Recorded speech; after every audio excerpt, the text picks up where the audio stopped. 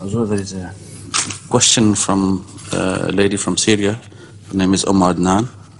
Oh no, you shouldn't have Sorry, named that. sorry. Because he wanted to be incognito. Oh, cancel that. So don't ask the question now. Okay. Then raise the question without even referring to Sham or anywhere. Right? All right.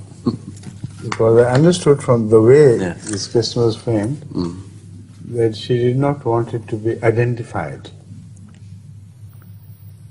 Right? She has not given any address. No. That should be sufficient to indicate to us that she does not want to be identified.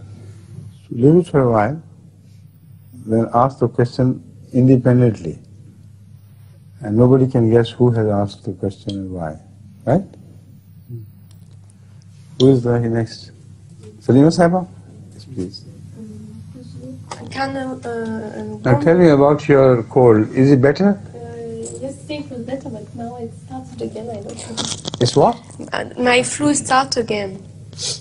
That is why I suggested to you have a regular medicine from the private secretary and you will feel better.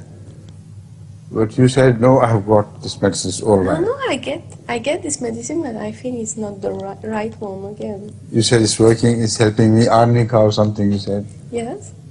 So it's not working properly. I can still see the signs of illness. So be careful about it, because once the sinus has got frozen, then it becomes a lasting problem. From time to time you will have headaches and some pressure here or here. So take it seriously and try to help yourself, please. Yes. So my question is, can a woman be an imam, and on which basis, which scriptural basis you can? Can a woman be a ruler? An imam. Imam. Huh? I think Imam of Namaz, of Salah. No. I have already said it many times. But please ask the question first. كان السؤال: هل يسمح للمرأة أن تكون إماما للصلاة؟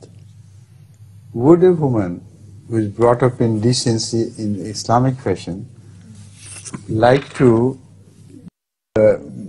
lead men and bow and prostrate? No? That is the answer. Would a woman like everybody to know when she is supposed to, when she is not supposed to say prayer? Would a woman like that? The whole mahalla knows